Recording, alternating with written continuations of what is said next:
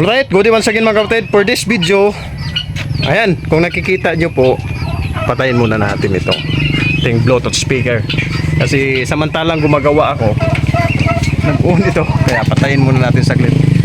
So ito po mga kapatid, i-update ko po kayo dahil ito na po yung kasalukuyan kong ginagawa na extension sa pulungan ng aking pabo. So hapon tinulungan lang ako ni Papa na magpatayo ng haligi. Tapos ngayon ako na lang yung, ayan, marami pa pong butas na kailangang ayusin dahil ayun nga, sinasabi ko dati na scrap po yung ating ginamit na pang bubong dito sa ating kulungan. So ngayon po mga kapatid, ibabalita ko po kayo dahil ongoing na po yung pagpapunta ng aking mga broad-breasted na 1 month old. Ayan, so 7 piraso po yon. So yung supplier ko po nito ay si Sir Walter po ng Bohol. So siya po yung kinunan ko ng broad-breasted. Salamat sa Diyos dahil binigyan niya ako ng magandang presyo. Kumbaga nakalis ako ng konti. So ayun po, siya po yung aking supplier. Ayun, nagbayad na lang ako sa shipping fee sa shipper. Ayan, dahil mahirap po talaga yung mag-travel.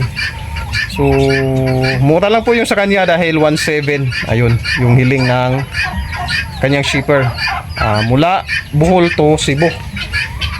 Ayan, dahil yung ibang shipper may nasa 2.5. Ayan, yung last na inquire ko may 2.5 po na shipper. Kumbaga sasalubungin lang natin sa pantalan yung ating item.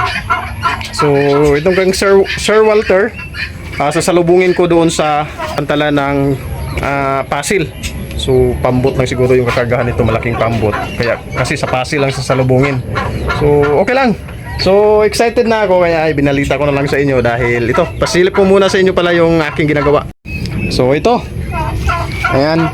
So bukas ng umaga darating na po yung 7 piraso. Ayan po yung kasalukuyan kong ginagawa. Hindi ko pa natapos kasi ako lang yung nag-iisa. Wala namang masyadong ginagawa kaya ayan, marami pang butas. Mayroon naman ako doong 1 liter na epoxy. So yun po yung aking gagamitin. So dito 3 piraso rin yung nakuha kong itlog kanina mga kapatid. Yan, dito sa aking hybrid. Tapos kung nakita nyo last video ko kahapon, ibinalik ko dito si buwahan cook.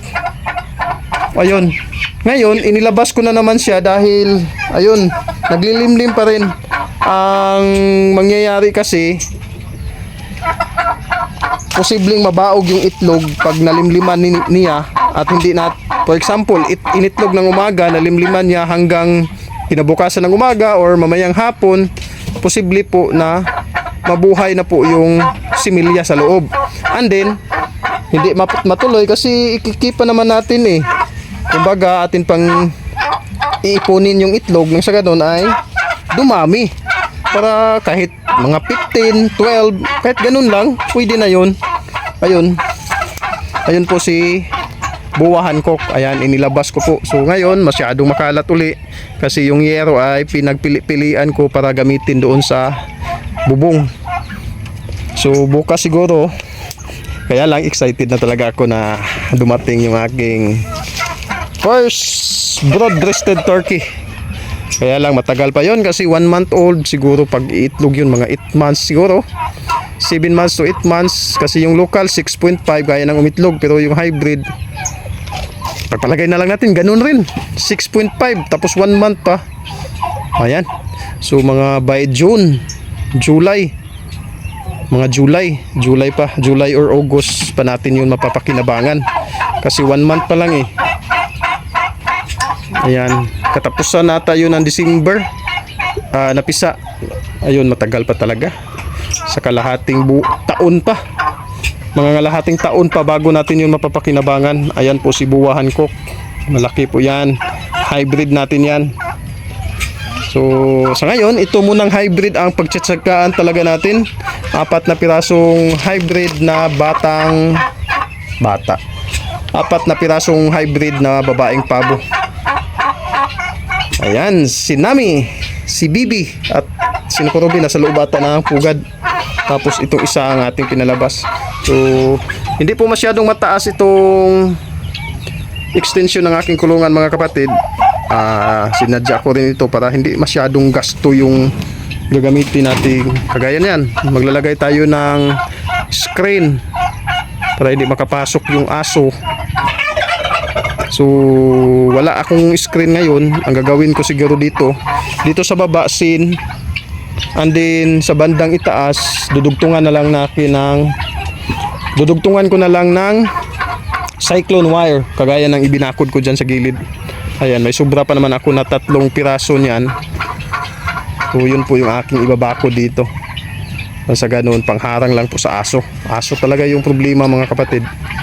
Kita nyo naman dyan. Nung sinalakay ako dito ng aso, nang hindi ko pa yan nagawa yung mga bakod na yan. Ayan. Salamat sa Diyos, nang nilagyan ko na ng bakod, hindi na po bumalik yung aso.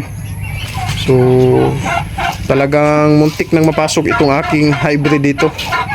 Tapos yung aking Burberry dati dyan, muntik na sanang mapasok ng aso.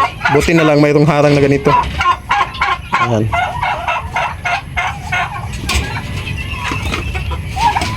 So kung nakikita nyo, ito po yung pakain namin sa ngayon. Ayan, sapal ng trigo o taho. Sapal ng taho. Ayan. Naubusan kasi ng sapal ng trigo, kaya yan, sapal ng taho lang muna. So manok po yung nakikita ninyo ngayon na marami dito. Ayan, tapos yung mga gansa. Maging dito rin sa ating mga sisiw. Ayan. Hindi pa pala nabigyan ni mama. Si mama po yung katulong ko ngayon. Siya po yung nagbibigay ng mga pagkain sa aking mga alagang pabo.